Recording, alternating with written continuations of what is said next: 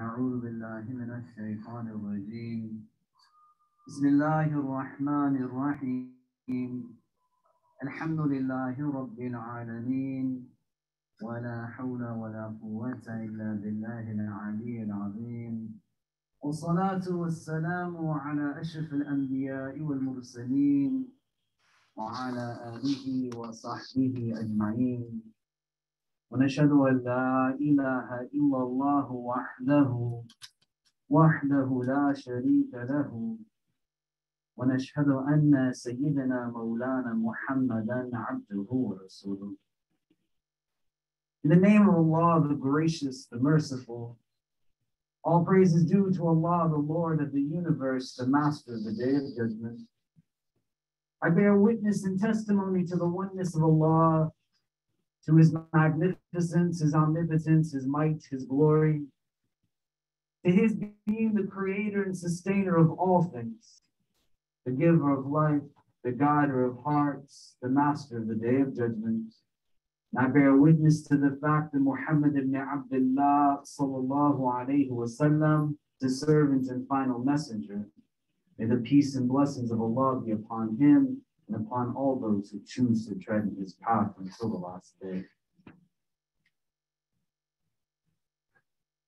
It is said that on one occasion, the Prophet sallallahu ta'ala alayhi wasallam came upon a man who was abusing a young child. The narration comes to us in a text known as Al-Adab al-Mufrad, and this man is not aware that the Messenger sallallahu alaihi wasallam is behind him, seeing what is taking place. And so as he narrates in his own experience that he was engaging this boy in this way, he hears a voice behind him saying that Allah has more dominion over you than you do over this child. And he turns to see the best of creation, sallallahu alaihi wasallam, behind him. And anger is apparent on his face. The man, recognizing the anger of the Messenger, sallallahu alaihi wasallam, says, Ya Rasulullah, he is free from this. And your Prophet says to this man, good, because had you not done so, you would have burned in the fire like a flaming coal. This is how our Prophet dealt with people who were abusive. We find ourselves in a time where this country is recognized in this month of October the importance of raising awareness around domestic violence. As Muslims, the recognition of our role in being able to combat this atrocity is not limited to any specific time of the calendar year, but within a recognition of who the divine is and what it means to be a follower of this tradition. We are meant to be people who alleviate inequity and injustice in all of its forms. But a critical understanding that without any doubt, abuse in its entirety, especially physical violence that takes place in homes, whether that is from a husband to a wife, a parent to a child, or even on the rare occasion that it's from a wife to a husband or a child to a parent, it's all haram. You have to think about what kind of God you believe in, that believes that that God would be okay with that. We find over and over and over again, example after example within the prophetic tradition of instances where people would come to the Prophet sallallahu alaihi wasallam and they were struggling with the haram that they committed.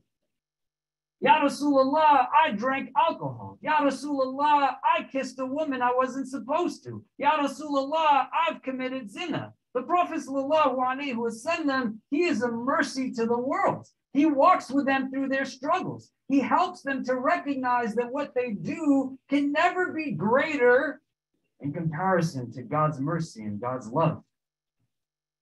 But there were certain haram things that if they took place in front of the Messenger of God, sallallahu alaihi wasallam, his anger would become apparent. One of them was racism, which is one of the ugliest forms of abuse. May Allah protect us from it. Another is when he saw individuals or was made aware of the fact that people were being abused, people were being abusive in their homes. A group of women come to the Prophet ﷺ. A large group of people, in some narrations, 70 women come to complain about husbands that were abusing them the night before, all in one time. And when they come with their complaints, they come to engage the Prophet ﷺ. They come to say that this is what's happening. It is not the day of Jummah. It's not a Friday. He still gathers people to give them the khutbah because of the importance of this. And within the public sphere, he says, in the presence of these women who have now come to give indication of the atrocities that they are made to endure, that no person should be made to endure. That the men who did this, they are not the best amongst you, leaving no room for doubt. That his own wife, radiallahu ta'ala anha, would say of him, لَمْ يَضْرِبْ رَسُولُ اللَّهِ إِمْرَأَةً وَلَا غُلَامًا وَلَا وَلَدًا قَطْ. That the messenger of God, sallallahu alayhi wasallam, never struck a woman or a servant or a child, ever. Where does the transition come in? Where does this aspect of the legacy that we claim of 1400 century living tradition get lost? Statistically, in this country, 1 out of every 3 people experiences some form of abuse. SubhanAllah, can you imagine? Which means that likely, if we were to go one by one and say that, do you know somebody who has found themselves in a situation of abuse? Most of us in this room would say that, yes, we have. May Allah make things easy for us and for those who find themselves in this distress. It can't be a rhetorical conversation, but one that recognizes that without any qualification, that this is the deen that teaches us that this is not something that is allowed. But it then empowers us as individuals to recognize that just because I might not be the one that is perpetrating it, I still play a role to ensure that its presence does not manifest itself ever again. It can be heavy, but it's something that's necessary.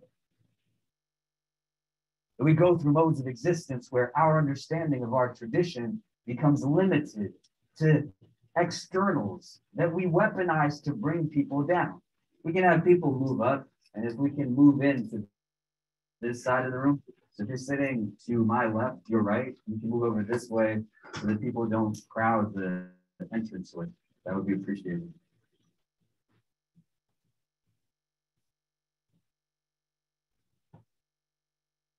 Within it, people go through very difficult struggle. Violence in and of itself is the greatest form of failure. Because what you are now doing is yielding to everything other than any semblance of reason. Ours is a tradition that teaches us to recognize that we are a person in our entirety.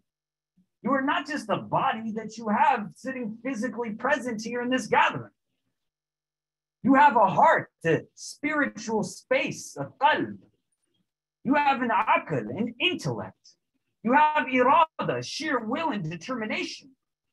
You have a nafs, a lower self. You have a ruh, a soul. When the primary step that you turn to is one of violence, then you are saying, I am not from the people who think. I am not from the people who reflect. I am not from the people who utilize the mind, the intellect, the aql. I'm in a space where I'm going to yield to the most foundational animalistic tendencies that I have.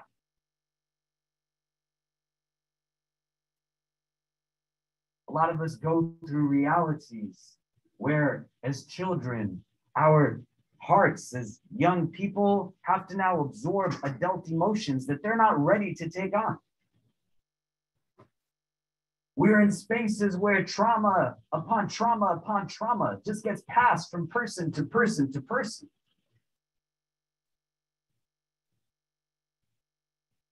If you walk away with nothing, it's other than the fact that it's not something that should be done or could be done. And to not be in a sphere that says that I will validate or justify it in any iota, shape, or form. Because at some point, many of you are going to be married, and may Allah make you companions who are worthy of good companions and give you only companions that will lead you to the best in this world and the best in the next. You have to firmly understand for yourself, it is never okay for you to raise your hand on somebody.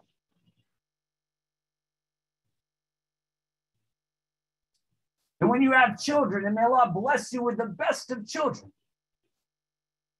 to recognize that it is never okay for you to strike a child.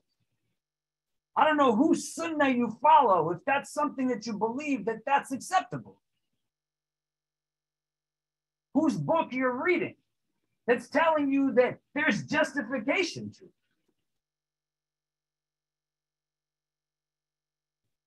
Did you start to understand what it means to be somebody who's a supporter? An advocate, an ally, a protector. And all kinds of things that happen day to day that we do our best to ensure that it should not happen. Right now in this world, there are millions of pharaohs sitting at home with subsequently millions of Asias. In a state of existence where they shudder every time a door opens, not knowing who's going to bolt in and do God knows what to me.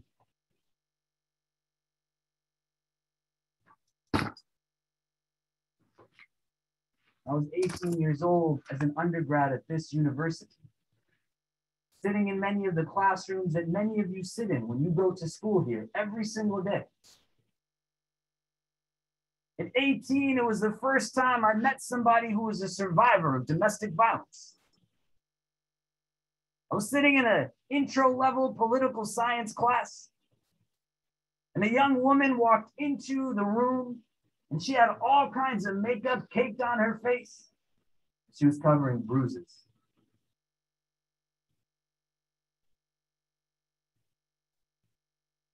There was definitely foolish Muslims who can only understand what is most simplistic and apparent, and why are you wearing makeup and all of this kind of stuff. Don't trivialize the deen.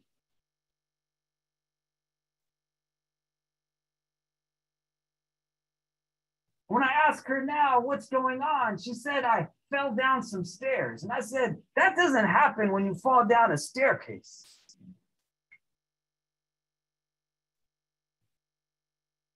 But she opened up and made herself vulnerable. She said that last night, my father, he told me that when I graduate, he wants me to marry somebody from another country that my family knows. She said, I don't want to marry this person, and I want to do other things with my life. And even if it's not about finding a job and doing this, I know I don't want to be married to some guy I don't know.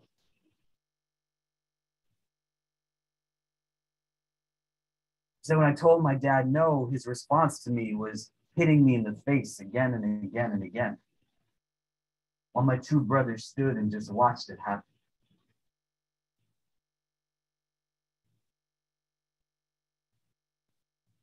Now she's telling me all of this, and she's letting it out, and she's looking for some kind of support. I had no idea what I was supposed to do for her. I didn't know where to send her. I didn't know what to tell her.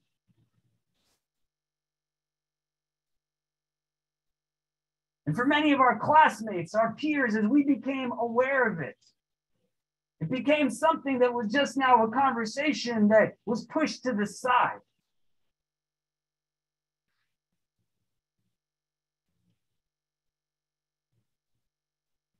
Seven years later, I met that same woman.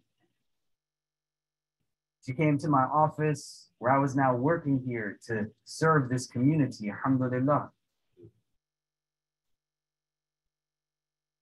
With a child in hand, she managed to leave from that home where she was facing emotional abuse and physical abuse and no family helping, because whenever she reached out, the responses were, well, what will people say if our daughter gets divorced?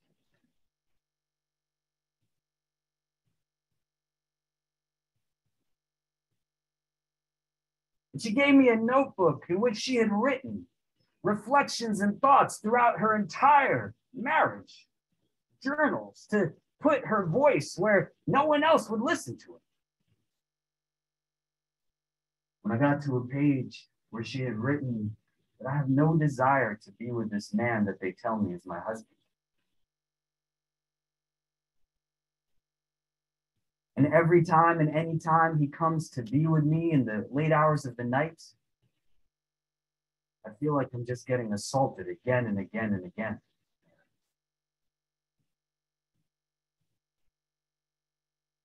When I was 18, I could have made a choice to say, well, she's going to go live her life. I'm just going to go back to my own. Or I could recognize that her narrative is a real narrative. And even if she was the only one, it's still an important narrative, but she's not the only one. Because again, if I asked all of you, do you know any person who's been married against their will? You probably will unfortunately say yes.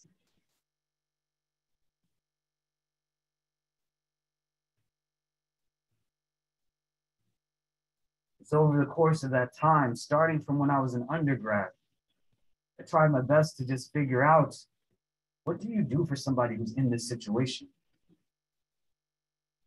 Who do you send them to? Because platitudes are not going to work. You can't tell some people to just pray away their pain. You also can't be in a place where you claim to speak on God's behalf, because we're not God. So everything can't be just amounted to, this is a test from Allah, put your faith in Allah. If anything, that person has more strength and faith than most of us can imagine.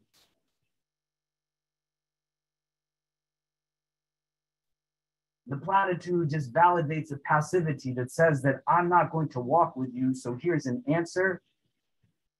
But really what it is that they need us to recognize struggles so that we can build what we have capacity to build.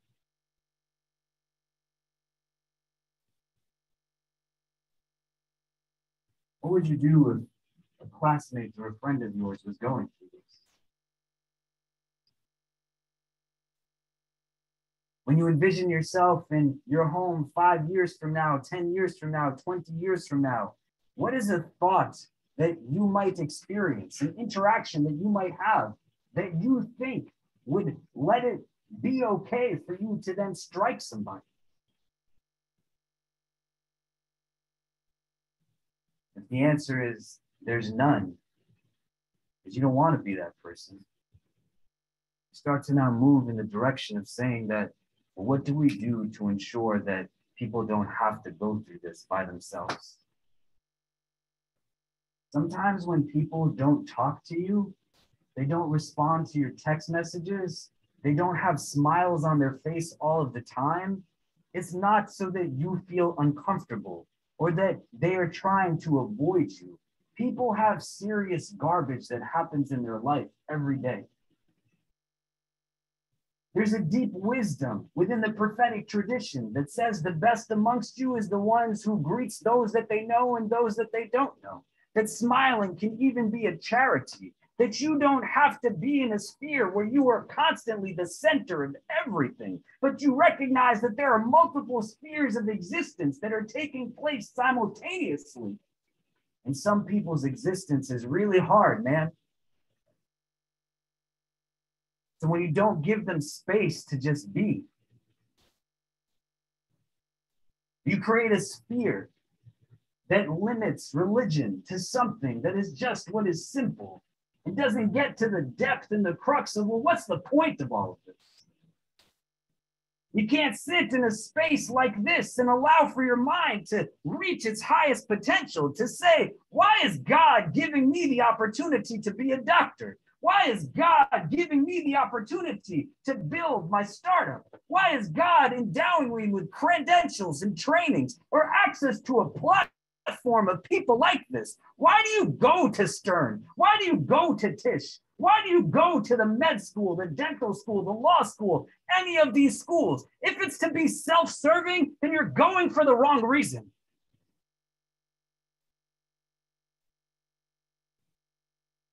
When you're bold enough to turn to the person you're sitting next to, and you can say, what is it that we're going to build together to leave this world in a better state than which we found it in? What are we going to do so that narratives that we have don't become paralyzing, but with real love and real compassion, we go out and build what we have capacity to build? When I'm looking for a reason to roll out of my bed at Fajr time, I think about those people who my prayer might be the only thing that I can give to them, but it's not an only thing, it's a beautiful thing. Violence is the most degraded form of existence that a person can enter into. There's no honor in that. There's no dignity in that.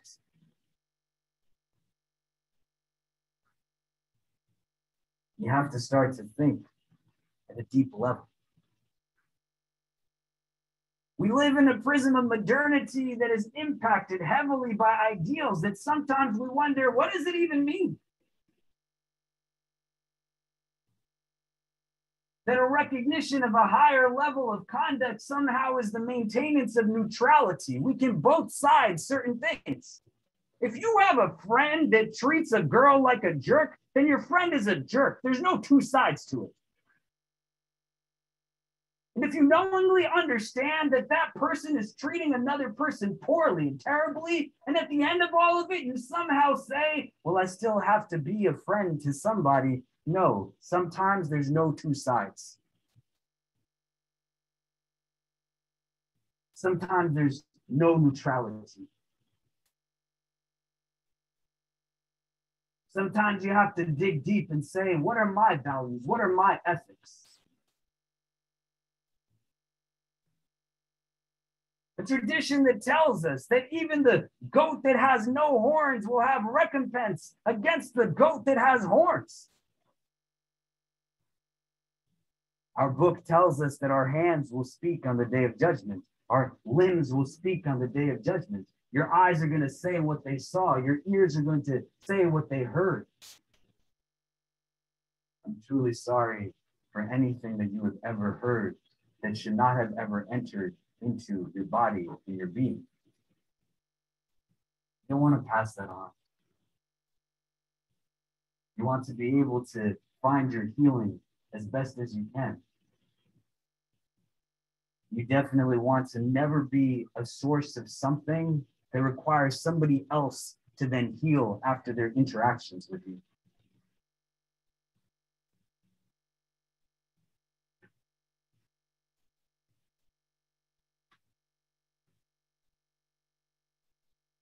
It's more imperative now than at any other time. In the coming weeks, there's going to be different things that, at least when I'm standing up here, we can talk about. What does it mean to have communal responsibility and to build for those who are underserved and underprivileged? The clinics, the orphanages, the food pantries, the shelters. Who's going to build them? You're going to build them. Who are you going to build it with? You're going to build it with the people you're sitting with. Why are you going to do it? Because it's the right thing to do.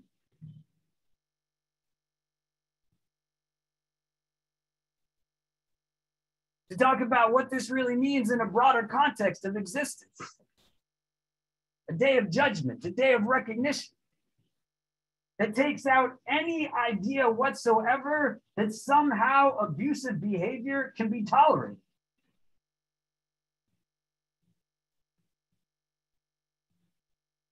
To understand what it means to be a participant in a healthy relationship. to live with love, to live with compassion, to live with support.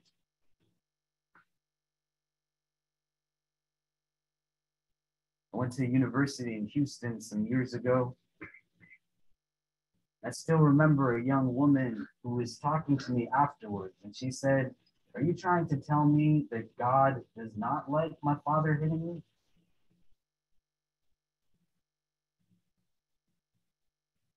In the 16 years that I've been in this position, not a week has gone by that at least one, if not upwards to a dozen women who have men in their life who has no idea what it means to be a man have reached out saying that we are being abused.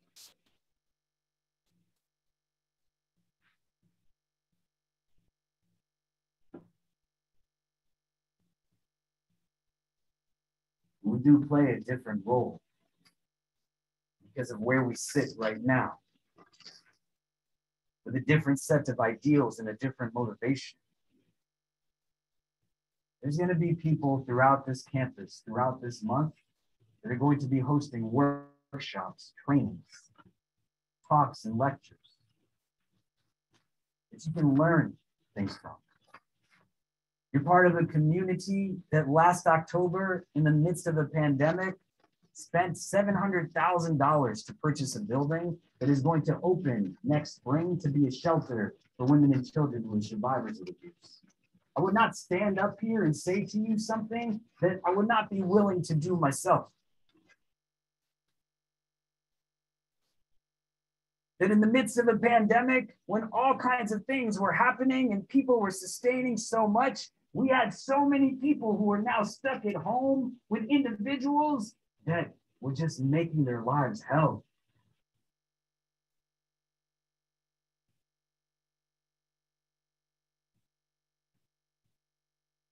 We tried to raise millions of dollars, $7 million, to assist people who are struggling, including many people who are stuck at home with their abusers.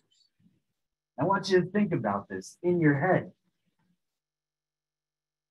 What is a monthly rent like in New York City? What does it cost for you to buy food and just live day to day, even if it's on just a minimal budget?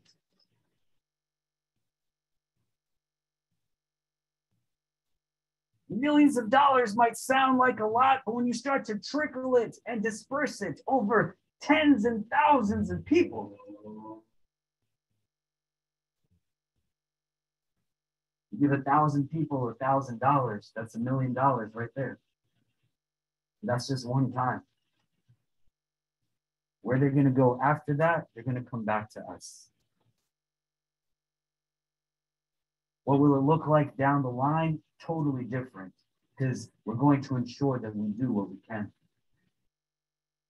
But in order to have those other conversations, you first have to, with your heart, believe and embrace the idea that this religion does not tolerate abuse in any form.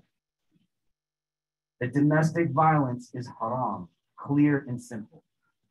Anybody that you talk to that tries to take a verse to rationalize their own abusive behavior, they're wrong. Don't take religion from those people. They don't know who God is.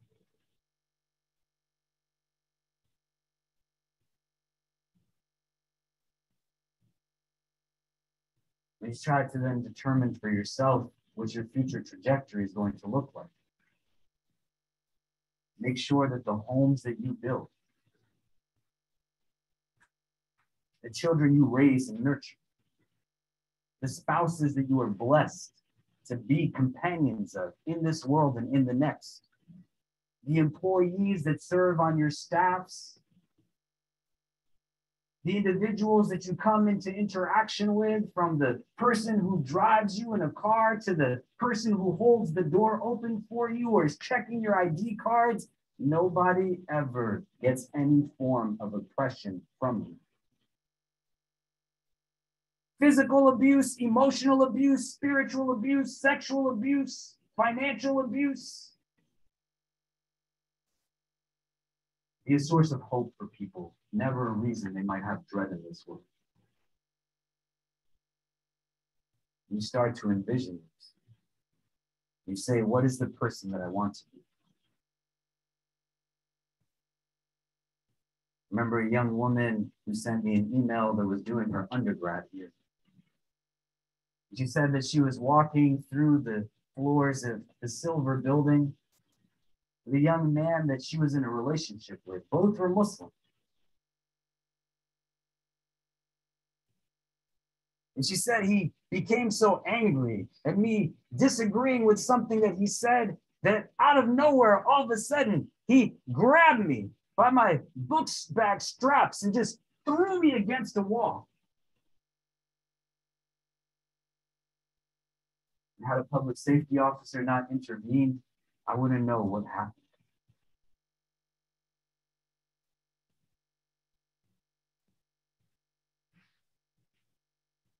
Nobody should have to experience something like that.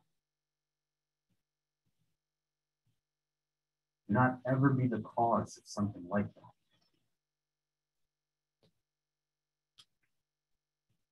Reflect on what your bonds are built on. Spend some time on this day of Jummah, recognizing why Allah puts you in the seats that you are, what it is that you hope to achieve. Inshallah ta'ala, in the coming weeks, we'll look at this topic that much more from different angles, so that we then as a collective can continue to build and grow what we uniquely have the ability to do. أقول قولي هذا واستغفر الله لي ولكم ولسائر المسلمين واستغفروه إنه هو الغفور الرحيم.